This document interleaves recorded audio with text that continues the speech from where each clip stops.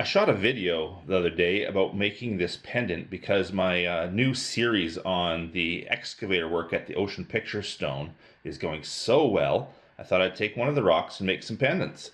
Well, the pendant I shot a video of the other day sold right away, but it also generated some questions and concerns. So I decided to make another pendant out of the same rock. So here's the cab. Let me show you how I put the bail on.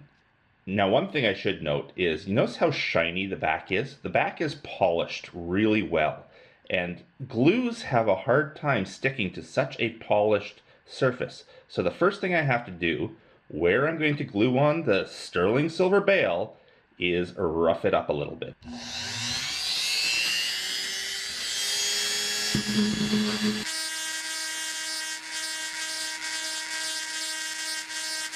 So that was a diamond burr used to rough up the back where the glue is going to attach, because this is such a hard stone, it needs diamond to scratch it up. Now I have multiple options for bales here. We have these made, actually they're made over in Poland. We have these cast over in Poland, and we have sterling silver. We have sterling silver that's plated in platinum, and we have sterling silver that's plated in gold. Personally, I think the straight sterling silver looks best with this stone. We also have our silversmith make us some custom bales here when we want a bigger bale on a pendant, but most often I like the looks of these smaller bales. They're just a little bit more dainty looking, and I just like that look better. Now, for attaching the silver to the stone, we use a glue called E6000. We've tried many different glues in the past. We've tried some glues meant for glass, for windshields, a couple different epoxies. What we find is the E6000 works the best for our purposes because it stays flexible. Anything that dries hard tends to crack as the stone and the silver expand and contract with heat at different rates. So because the E6000 stays flexible, it ends up being our perfect glue.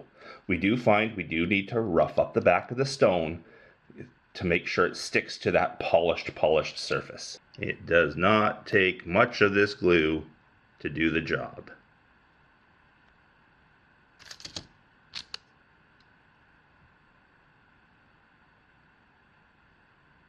Now we try to push it down enough that we get this bead of glue all the way around the bail, nice and even. That's important to make sure this bail is never going to come off. And at this point, I have to leave it for about 3 minutes for that glue to start tacking up just a little bit before I flip it around and make sure that we're centered. We don't want to wait for it to dry because we can't move it when it's dry, but we can't move it when it's really fluid either. Now, while that dries, let's address some of the concerns. One person has messaged me saying, Dan, it's such a beautiful stone. You should be sending that off to a silversmith and having it set in a bezel or some other sterling silver setting. Well, we do that. We actually have 2 different silversmiths and a wire wrap artist setting our stones for us. So we have wire wrap pendants, we have bezeled pendants. Our silversmith makes us bracelets and earrings as well, and we tend to do a lot of these glue-on bales. We try to do a wide variety of stones so that there's something for everyone's tastes. Whether you like something that has framed in silver, or if you like something that shows off the stone more and is very subtle with its method of holding onto a chain. Whatever you prefer, we should have something that is appropriate for you. What we have found over the years is that we sell far more, about 4 times as many glue-on bail pendants as we do sterling silver set bezel pendants or wire pendants. I think that's because people like seeing the stone more than the silver work. Okay, that's been enough time. Let's flip this over and have a look at how well I centered it. That's not too bad. I usually have to adjust it a little bit at this point, but I think I got it.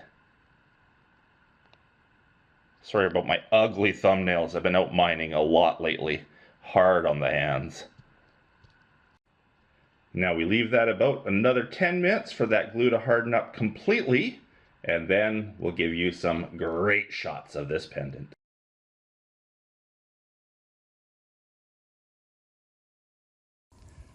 So if your concern was that we use cheap pre-made findings for the bales, no, we have those custom made. If your concern was the glue was going to fail, trust me, we've tested it. We use the right stuff. And if your concern is that it looks cheap having a glue-on bale, well, our customers have spoken, and they want to see the stone, not the silver work. That's why we use so many glue-on bales. And everything I showed in this video is available on our website, www.danhurdprospecting.com, in the shop. There we are, all done up, hanging off a chain. What a beautiful pendant.